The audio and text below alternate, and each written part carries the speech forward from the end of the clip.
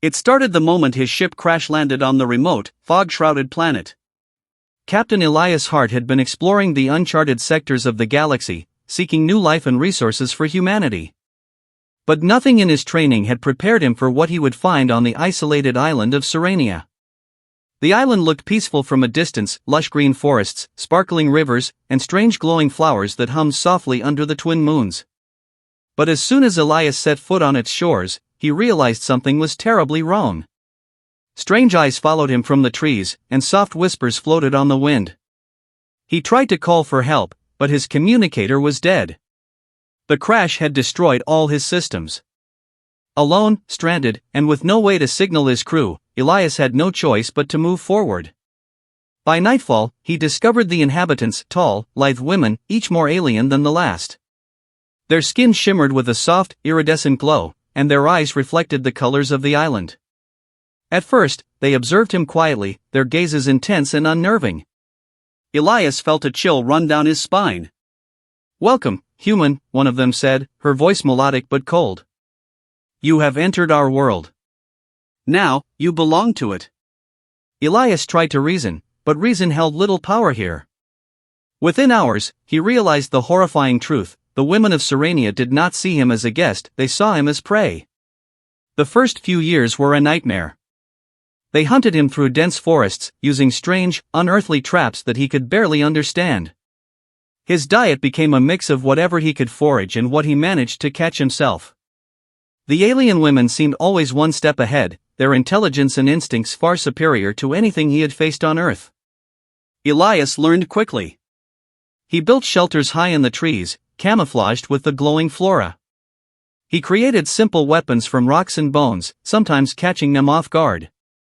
But each time he survived, he realized the island was alive in ways that defied logic. The plants seemed to react to his presence, and whispers of movement followed him even when no one was there. Decades passed. Elias aged, but time on Serenia was different. The strange atmosphere slowed his physical decay, allowing him to survive far longer than a human should. He became a ghost of the island, known only to the alien women through legends whispered around glowing fires. "The human who cannot die," they would murmur.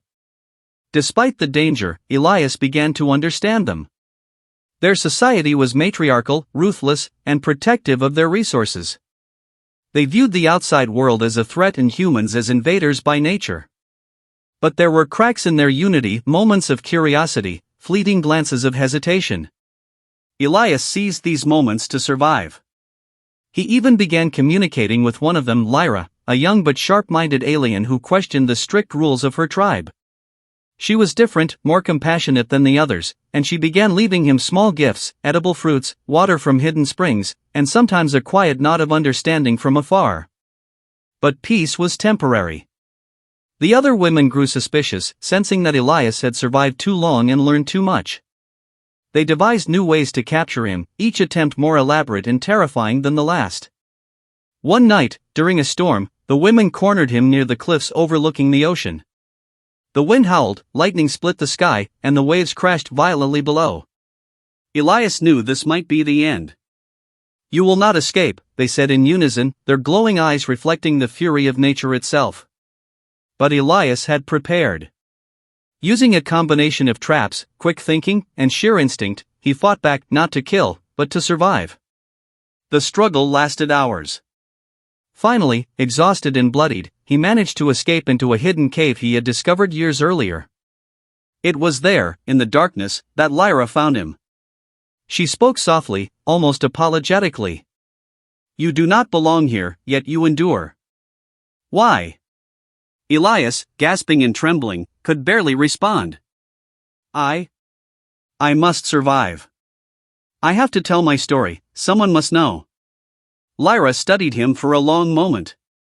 Then, unexpectedly, she offered him a choice: to leave the island with her help or remain and continue the deadly game of survival. Elias hesitated. He had spent decades here, decades alone, fighting against impossible odds. But the thought of leaving, of seeing stars beyond Serenia again, filled him with hope he had not felt in a century. He took her hand. And for the first time in over 100 years, he felt the warmth of companionship, not as prey, but as an ally. Leaving the island was not simple.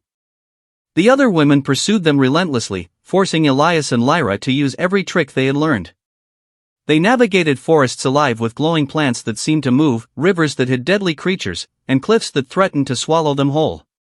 Yet, step by step, they managed to break free from the island's grasp. Finally, reaching the edge of the island, they found an abandoned spacecraft, a relic of an older human expedition. With careful repairs, they brought it to life, the engines roaring in the night. As the ship lifted off, the island faded beneath them, a world that had both tormented and shaped Elias beyond imagination. Lyra remained by his side, her eyes reflecting awe at the vastness of space. "Your world is different," she said. "I do not know if I belong there, but I will stay with you." Elias looked back one last time at the island that had trapped him for 105 years. Pain, fear, and unimaginable hardship had defined his life there. Yet, survival, hope, and the bond he had formed with Lyra had given him something far greater, a future. As the stars stretched into streaks of light before them, he realized the truth that had kept him alive all those years. No matter how alien, how dangerous, or how impossible a place might seem, human resilience and the unexpected alliances formed in the harshest conditions could overcome even the most relentless odds. The legend of the human who survived a century on an island of alien women would spread across the galaxy, whispered in fear and awe. But Elias knew the real story was simpler. Survival was never about fighting alone, it was about finding the unexpected allies in the unlikeliest of places. And so, with Lyra by his side and the galaxy ahead of them, he finally took a breath of freedom that had eluded him for over a century.